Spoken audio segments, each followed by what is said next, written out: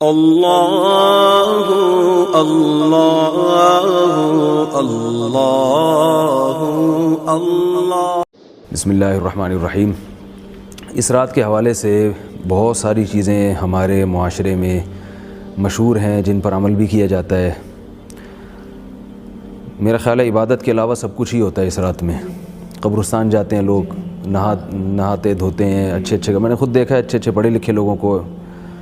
بعض تو ایسے ہیں جن کے علماء سے تعلق بھی ہے، وہ اس رات کو نہا کے نئے کپڑے پہنتے ہیں، جتھوں کی شکل میں قبرستان جاتے ہیں۔ پھر قبرستان پہ بعض لوگ باقاعدہ پروگرام کرتے ہیں، روتے ہیں دھوتے ہیں، دعائیں مانگتے ہیں، ٹی وی چینلز پہ لوگ دیکھتے ہیں۔ اچھا خاصا ایک انٹرٹینمنٹ کا ایک ذریعہ بن جاتی ہے یہ رات۔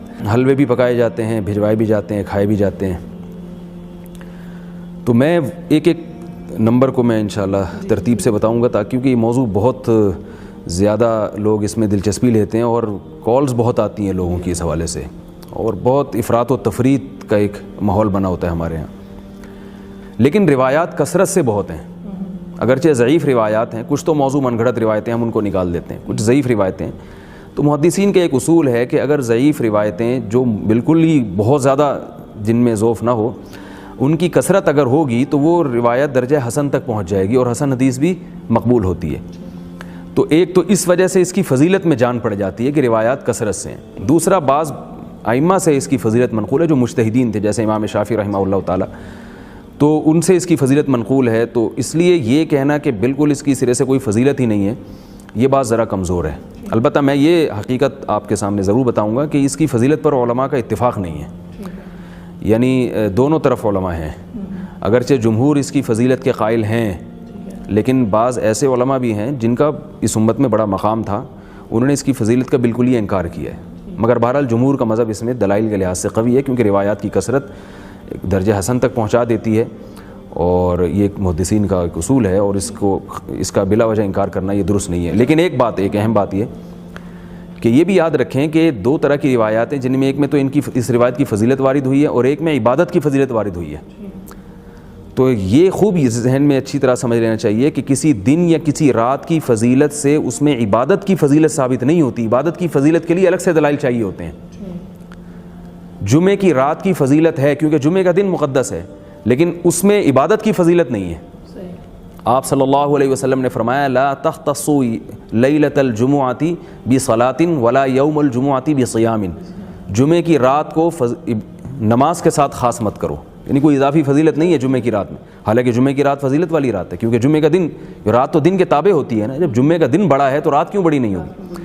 تو 15 شعبان کی رات کے جو فضائل احادیث میں وارد ہوئے ہیں، جن احادیث میں صرف فضائل وارد ہوئے ہیں، تو ان احادیث سے یہ ثابت نہیں ہوتا کہ اس میں عبادت کی بھی فضیلت ہے۔ عبادت کی فضیلت ان روایات سے ہوگی جن میں الگ سے عبادت کی فضیلت ہے، جو کہ جمہور کا مذہب ہے کہ عبادت کی الگ سے فضیلت ہے اس رات میں۔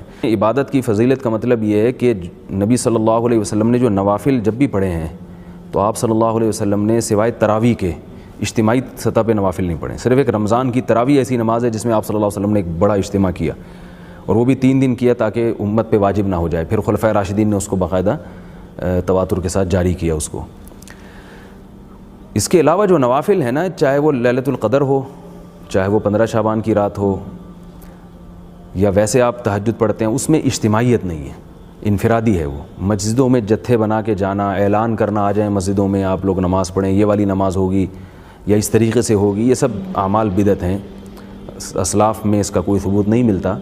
تو نہ تو ایک تو یہ کہ اجتماعی سطح پہ عبادت نہیں ہے، نمبر 2 مخصوص قسم کی کوئی عبادت نہیں ہے۔ محفل قرات منانا اس رات میں یا نعتوں کا پروگرام رکھنا، تو اس سے یہ اسلاف کے طریقے کے خلاف ہے۔ عبادت کا جب ہمیں حکم دیا گیا تو اس کا مطلب ہے نماز، روزہ یا انفرادی تلاوت آپ کریں یا دعاؤں میں دل لگائیں، تاکہ آپ کی توجہ کچھ اللہ کی طرف ہو۔ عبادت کا تو یہ مطلب ہوتا ہے نا۔ محفل نعت ہے یا محفل قرات ہے، وہ تو کسی بھی وقت کی جا سکتی ہے۔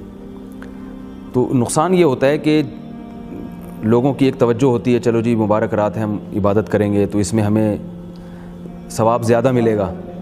تو اگر آپ وہ لوگوں کو ہٹا کے اس میں، جیسے بعض مسجدوں میں تو پوری رات بیانات چلتے ہیں، بھئی بیان تو بذات خود مقصود نہیں ہے نا، بیان کا تو مقصد ہے کہ لوگوں کو دین کی طرف لانا، تو وہ آدھے گھنٹے کا ہو، 1 گھنٹے کا ہو۔ اب اس کے بعد بھی جو شریعت نے ہمیں کہا ہے عبادت کرو، تو عبادت کریں نا پھر اس کی۔ اب آپ عبادت ہی پہ پوری رات بیان شروع کر دیں، تو مطلب کہ وہ تو جو جیسے لیلۃ القدر کی رات ہے اس میں ایک رات کی عبادت 80 سال کی عبادت سے افضل ہے، تو وہ عبادت افضل ہے. ایک رات کا بیان 80 سال کے بیان سے افضل نہیں ہے، یا محفل قرات 80 سال کی قرات کی محفلوں سے افضل نہیں ہے، وہ عبادت کا ذکر ہے اس میں، تو عبادت میں دل لگانا چاہیے. ایک اور اس میں یہ ہوتا ہے کہ یہ کہا جاتا ہے کہ اس میں قرآن مجید کا نزول ہوا ہے. قرآن نے بالکل دو ٹوک لفظوں میں یہ بات بتا دی ہے.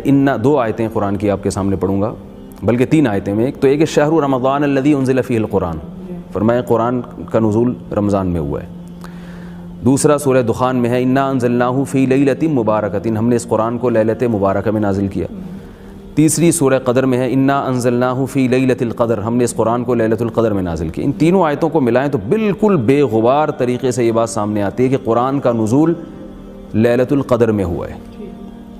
اگرچہ بعض حضرات نے تطبیق کی کوشش کی ہے کہ آسمان دنیا تک لیلۃ القدر میں آیا اور پھر شب برات میں، یا جس کو لیلۃ البرات کہا جاتا ہے، اس میں جناب 15 شعبان، یہ تکلف ہے.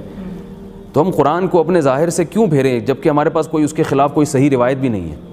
15 شعبان میں جو قرآن کے نازل ہونے کے دلائل ہیں وہ بہت کمزور ہیں. یہ ایک صحیح حدیث بھی نہیں ہے جس میں آتا ہو کہ 15 شعبان میں قرآن کا نزول ہوا.